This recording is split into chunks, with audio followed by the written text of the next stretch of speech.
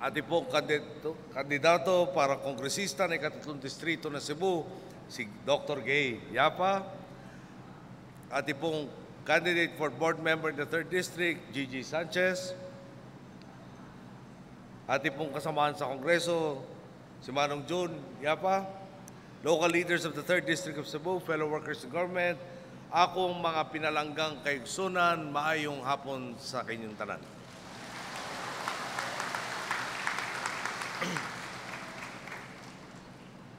Napansin ko marami yung nagpapaypay. Para medyo mainit, pero buhay na buhay. Kanina ho, pagpunta dito, nung lumanding helicopter, nagtanghalian ho kami ng mga 2 o'clock yata. Pabalik, papunta at pabalik, napakarami pong tao sa karsada na buwabati sa atin. At talagang ang inito ng pagsalubong. Marami hong medyo tumilit, sumigaw. Masarap po na talagang mahal, nadadama ko yung pagmamahal yung lahat. Masakit lang konti lang ko dahil nung sumigaw medyo malapit sa tenga. Sabi ko, okay talaga. Iba talaga pag yung boss nyo ang nagpapakita ng katuwaan sa inyo. At doon po, dagang salamat kaninyong tanan.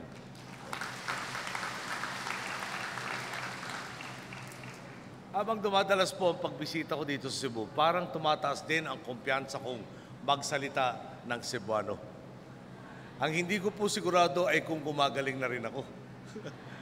Kaya kayo na lang po siguro ang humusga at ito po ang ating napag-practicean. Nagkadugay na duol ang akong kasing-kasing sa Cebu. Tingali dinhi na ako makakita og kapikas sa kinabuhi. Kaya maraming salamat, Junjun. Tama yung tinuro mo sa akin. Aminin ko sa inyo, kanina po nando kami sa Shangri-La Mactan, doon po kami natulog kagabi. Yung binigay po sa aking kwarto, kaharap yung beach. Siyempre, nung nakita ko yung beach, maya-maya, meron na po yung lumalangoy sa beach, meron yung lumalangoy sa swimming pool, iba po yung salita nila. Di sabi ko, naalala ko, parang okay talaga nakabakasyon. Matagal na ako di nakatikim yan. Sabi ko, nasa labor code kasi, 1 day a week. Sabi ko, dapat yata magdemanda na ako. Kaya na sino i-demanda ko? Mukhang ako rin head ng chief executive. Baka i-demanda ko sarili ko na wala akong bakasyon. Malabo yata ang demandahan yun. Pero ang punto lang ako, galing kami Bugo, di ba? Mactan, tumuloy ng Bugo, nandito ng Toledo. So, nabaybay namin yung coastline ng Cebu. Napakarami po yung beach. Yung tubig po, talagang kung gusto mong maraming kasama, meron. Kung gusto mong tahimik, meron. Pag tinignan yung tubig, ang linaw. Pag tinignan yung kulay ng dagat, di ba, sari-sari po. Yung, kung may pupuntahan ang turista, hindi ho issue. Di ba? Maraming pupuntahan. Bakit ko napag-usapan yung turista? Good news muna. Ang domestic tourist arrivals po natin, ang target natin sa 2016, umabot dapat ng 35 million. Ang good news po, 2011, naging 37 million domestic tourists na. Kumbaga, nalampasan na natin yung target ng 2016 sa 2011 pa lang. At ulitin ko po, kayo ang gumawa ng lahat nito. Okay. So, ano ang punto nun? Nung ngayon kung may turista, ba? Tinataya po, bawat turista, lalo na yung dayuhan, dumating sa Pilipinas, yung pagdating pa lang niya, tinataya katumbas na isang trabaho para sa Pilipino, bawat turista. Siyempre, meron tourist guide. Meron yung titiran, meron yung kakainan, meron yung gagawa ng souvenir, at marami pang iba. So, balik tayo, Cebu, maraming tourist attractions. No? Kung maging madali para sa turistang dumating sa Cebu, natural, madaling asahan na dumami lalo ang turista nyo at dumami ang oportunidad ng bawat Pilipino. Tama po ba? Okay.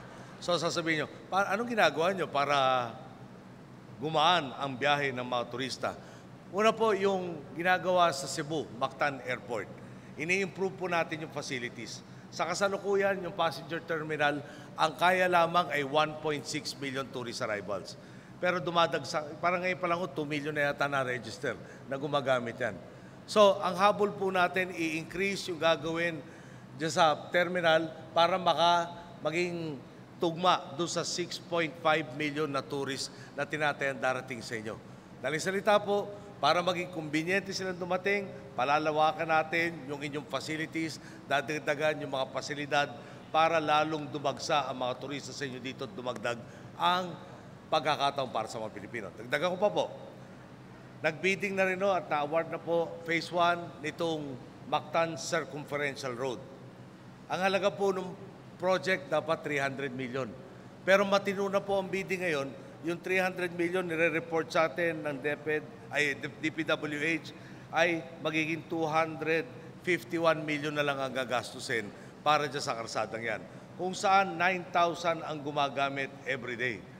Ulit, dagdag po to para mapuntahan ating airport, Cebu City, at yung ating mga tourist attractions, lalo na sa isla ng Mactan. Okay. Ngayon, pakipansin lang po, no? Yung ating ginagawa sa kasalukuyan, itong circumferential road, tinansya natin 300 million. Pero nabid 251 na lang ang winning bidder. Tandaan po nyo nung araw, meron ditong issue ng mga lamppost noong 206. Hirap naman, ako lang ba nakakatanda dito? Ako lang nakakaalala. Naalala natin yon. In 206, baka naalala ba nyo kung magkano yung lamppost? Medyo malaki. Pina-research ko eh. Yung lamppost po, noong 2006, ang halaga 365 million pesos. Okay. Ngayon ibig sabihin lang, ASEAN Summit, nag-beautification project, napakamamahal na lamppost, ginastos natin 365. Kung ginawa natin yung Mactan Circumferential Road, noong 206, baka pinakamatagal na 209. No? Tapos yan. 209 hanggang 2013, marami nang gumamit dyan. Tama? Wala nang nabawasan yung pollution, nabawasan yung traffic, dumami yung pagkakataon ng mga makikinabang sa tourism industry. Tama po ba? Maliwanag naman sigurong walang turista darating para sa magarbong lamppost. Tama po? Wala rin naman sigurong turistang titingin sa magarbong lamppost na walang ilaw ngayon. At lalo naman sigurong hindi pupunta dito para tingnan yung lamppost dati na hindi na nga gumagana na wala pa yung lamppost. Yun sa simpleng paraan. Ano ba ibig sabihin nung tweet na daan at ano ibig sabihin nung baluktot na daan? Okay? So kami kung ano man ang ginagawa natin, nakatuto kami. Ano ba ang kapakipakinabang sa nakakarami? Parati, hindi pa minsan-minsan at hindi tsamba. Kung ano man ang gagawin natin, kailangan may konkretong direksyon. Tamang dahilan. May tinatawag nga kami yung 5 R's. Right project, right on time, right price, right people, right reason. Okay? Kailangan dumaan sa ganun. Hindi yung, ewan ko lang no?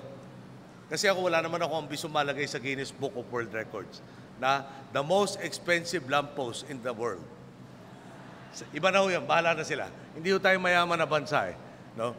Ngayon sensya na kayo. Dahil, alam naman nyo, lahat ng problema ng bayan, sa akin po yun. Yung eleksyon po, malapit ang matapos, di ba? Less than a month. Kailangan ko naman tulungan yung mga tutulong sa akin pagdating ng panahon. Kumbaga, parang magsasaka ko. Tinatanim ko dito ang binhi na aanihin natin tapos sa eleksyon na magpapabilis sa pagsulong po ng Pilipinas. Okay.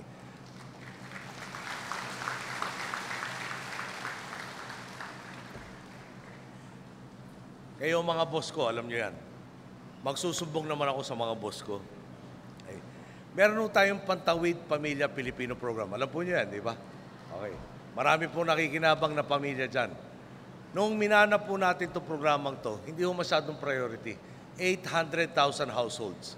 Ngayon po, 3.8 million households na po ang nakikinabang sa programang to. Okay? Tinaasan natin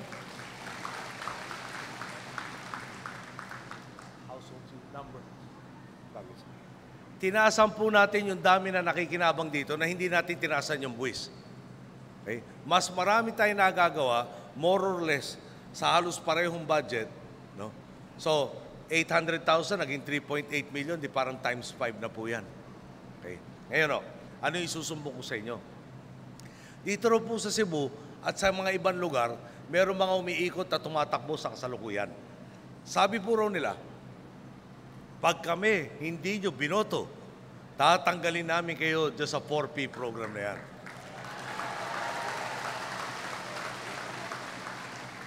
Alam mo nyo, medyo makapal talaga ang mukha. Ha? Number one, kanino bang programa to? Hindi naman yung local project to. National government project po to. Ha?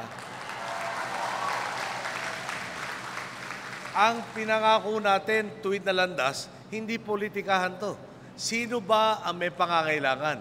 Sino ang nasa laylayan ng lipunan na dapat unahang tulungan? So paano natin nalaman? National Household Targeting System. Ito ang mga pinakamatindi ang pangangailangan. Therefore, sila ang unang dapat arugain. Sabi nga po ni President Magsaysay, those who have less in life should have more in law. So may batas, may budget, tinulungan tayo dito, hindi pa tayo tapos sa 3.8 million.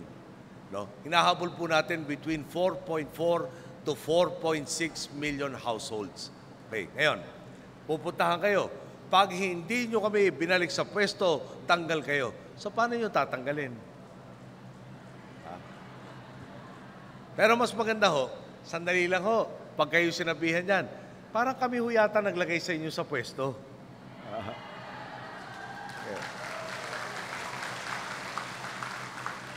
Ngayon, tatakutin nyo kami. O sige ho, bago nyo kami tanggalin dyan sa programa ngayon, kayo na muna ang tatanggalin namin sa pwesto. Diti ko lang ho ha, natin. Yung boto ko, pareho naman boto nyo isa. Di pa kailangan sa mga nabiktima ho, at binibiktima ng matagal ng mga ilang tao dyan, baka dapat ipaalam natin sa karating na lugar. Kailangan po, hindi na tayo bumoto. Kung pinaniniwalaan tayo magdadala sa atin sa tuwid na landas, may kailangan tulungan ho natin dito. Hindi ho tayo dapat Juan Tamad. Si Juan Tamad ho kasi, di ba yung picture natin kay Juan Tamad, nakahiga, may puno ng bayabas, higasa sa ilalim, hinihintay bumaksak yung bayabas. Okay?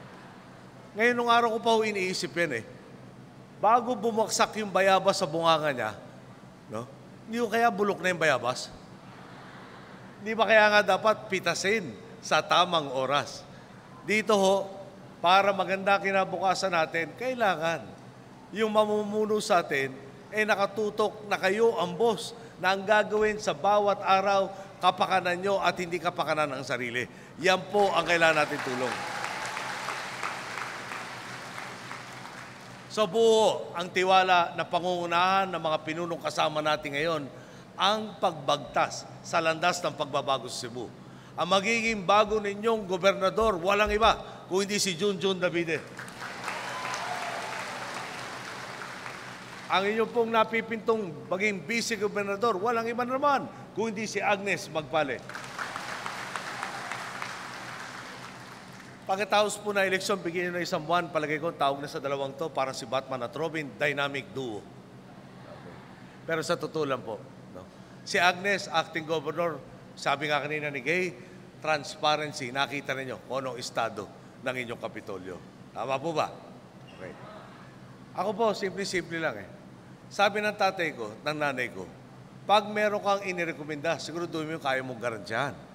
Ako po ang gumagarantya sa inyo dito sa dalawang to. At kasama na si Gay. At dahil ako po ang gumagarantya, naalala ko rin po yung sabi ng nanay ko nung tumakbo ko nung senador. Pag nagkamali ako, lagot ako sa kanya. Kaya sa harap nilang lahat, pag nagkamali kayo, lagot kayo sa akin. Pero hindi ko po inaasahan yun. Simpleng-simple lang po. No? Etong dalawa, hindi ko inaasahan na maghahanap ng pondo, magtatayo ng monumento sa sarili. Hindi ko gagawa ng lamppost na hindi kailangan at iba pang bagay. Palagay ko, hindi sila mangunguna sa pagiging contestant sa kantahan o sayawan. Hindi rin ho mangyayari yan. Okay. So mga kasama, nakikiusap po ako. No? Mahirap po yung trabaho ko. Palagay ko, alam niyo yan. May problema ka sa Pilipinas, may problema ka pa lampas ng Pilipinas. Ang tinataya pong OFW community natin, 10 million. Okay. Pag may problema sa Somalia, yung piracy, nadali yung barko, malamang may Pilipinong hinostage dyan. Sagot ko yan. Nagkakaroon ng init na tensyon sa Korea raw. Meron tayong 50,000 doon. Hindi pwedeng pabayaan ang 50,000 doon. Pero palagay ko naman, maski paano natin sukatin, malayo-layo na ang inabot po natin. Okay? Sabi nga ho ng ating kandidato, at ako po'y naniniwalang totoo po yun, ang limbong sugpuon ang sayop saktuhon.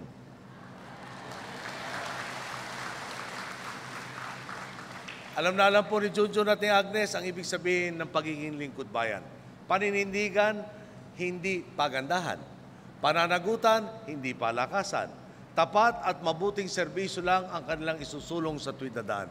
Ganitong uri din ng serbisyo ang iatid ng susunod na kinatawan ng ikatlong distrito na walang iba kundi si Gay Yafa.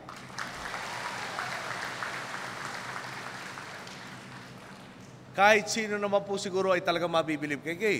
Bukod sa pagiging mahusay na lingkod bayan, isa pa siyang surgeon. Kung tutusin nga, pwede na niyang piliing ituloy ang pagdoktor sa isang kilalang pribadong ospital o pagamutan at mamuhay na lamang ng komportable, pwede rin sa ibang bansa. Pero malinaw naman sa inyo ang landas na pinili niyang tahakin. Gamit ang kanyang talino at puso sa pagsaserbisyo publiko, katuwang natin siya sa pagbibigay lunas sa mga sakit ng lipunan dulot ng laganap na katiwalian at kahirapan. Kaya kung gusto po ng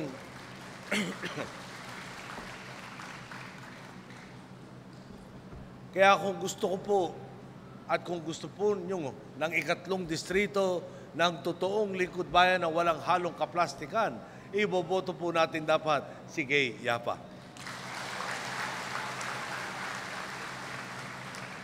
Sa huli po, nasa isang bangka lamang tayong lahat at nasa kamay ng bawat isa kung saan direksyon natin gustong isulong ang bansa. Sa bawat boto ninyo, isipin na lamang ninyo na may sagwan kayong may nakayahang magdulot ng pagbabago. Pipili ba tayo ng mga tuwid na pinuno at ititimon pasulong ang bayan? O boboto ba kaya tayo na makilala nating hindi tumutungo sa ating pumbayan at kokontra-tiyempo lamang sa pagbagtas natin sa tuwid na daan? Kilala ko na po ang mga Cebuano at tiwala akong kasama natin ang buong Kabisayan sa muling pagpaparangkada ng kaunlaran sa bansa. Dili na ta mobalik sa karaan nga pamaagi. Tara na og atong iabante ang atong bugtong nga nasud.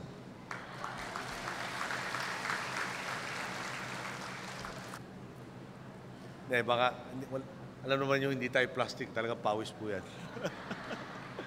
Pumasok lang ho sa matay. Alam mo yung ganun talaga pag kayo kaharap ko, talaga lahat ng emosyon ko, sumasama talaga. Dahil talaga naman pong inaambisyo ko at pinangako ko sa inyo. Binigyan niyo akong 6 na taon. 2016, kailangan malayo na talaga narating natin. At ano ibig sabihin ng malayo na narating? Noong araw po, kulang ang classroom ng mga estudyante. Ano sasabihin sa atin? Wala nang kakulangan. Anong ibig sabihin doon? Yung estudyanteng elementaryo, pasok sa umaga, half day. Sa hapon, ibang batch. Sa gabi, pag minalas ka, third shift. Alam ko po, nagsishifting factory, hindi eskwelahan. Sipin yung batang musmus, pauwiin nyo, 9 o'clock ng gabi. Di ba mapanganib yun?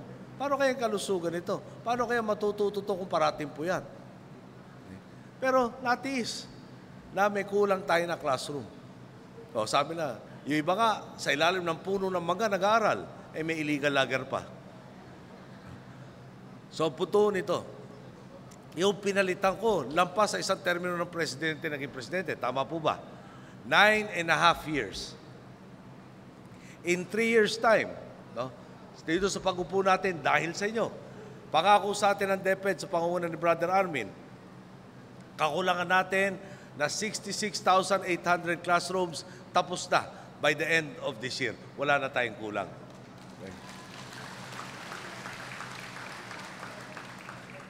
Aminin ko po sa inyo, noong umpisa akala ko imposible. Bakit kanyo? Kaya ng budget 8,000 classrooms a year. Ang kulang, 66. Ang magagawa sa 6 years, 8,000 times 6, 48,000. May kulang pa ng mga 18,000. Tama po ba? Pero pinagtulong-tulungan. At hindi natin tatapos ito 2016. Tatapusin natin ito itong taon na to. Nung araw, Sabi na, imposibleng magpakain ng Pilipino sa sarili.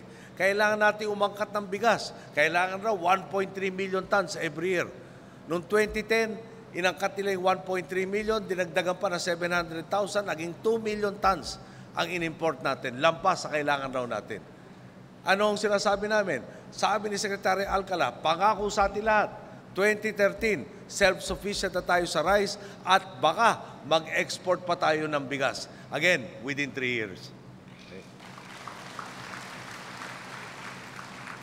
So, yung buod na lang po na gusto ko sabihin sa inyo. May isa akong mataling na kaibigan at sinabi niya sa akin, ang hindi ko mapapatawad sa naginawa o kulang na ginawa nung iyong pinalitan, 10 taon ng buhay ko nawala. At tama ho. Yung pwede nangyari na nagawa natin itong 3 years na to at papunta pa lang tayo sa 3 years. May 2 buwan pa para 3 years. Pwedeng nagawa nung ating pinalitan pero hindi ginawa. Yung bata na nagtiis sa init ng araw, sa ilalim ng mga classroom na iba, sumilong sa puno, sana hindi nangyari yun kung ginawa nila ang tama. Yung babagtay na Mactan Circumferential Road na Makitid ngayon, kung pinalawak nila nung araw pa, nakaya rin naman nilang gawin. Eh sana, hindi naman 1, 2, 3 araw lang na na-relax. Taon na po ang pwedeng pinakinabangan, pero hindi nangyari. Okay. So ang tanong lang ho, Mayo 13, simple-simple lang eh. Merong mga puwapanig dahil sa pagbabago. Tulad ng ginawa nyo sa atin noong 2010. Tulad ng ginawa nyo noong 2007. Meron naman sa gusto magpatuloy yung lumang sistema na may ilan nakikinabang ang karamihan nahihirapan. Kayo ho ang magbibigay pahintulot kung ano man direksyon. At nung araw ko po sinasabi, kayo ang lakas ko, kayo ang boss ko, kayo po ang masusunod, pakiusap ko po, lalo na natin pabilisin ang arangkada ng pagbabago sa ating bansa. Dahil nga po, 2016, mga bandang 11 a.m., June 30 sa 2016, bababa na po tayo sa pwesto. Gusto ko pong malingon maski sinong Pilipino at sabay namin sabihin, ang laki na talaga ng pinagbago ng Pilipinas. Yun po nangyari dahil sa inyo. Ngayon pa lang ho, maraming salamat. Magandang hapon po sa lahat.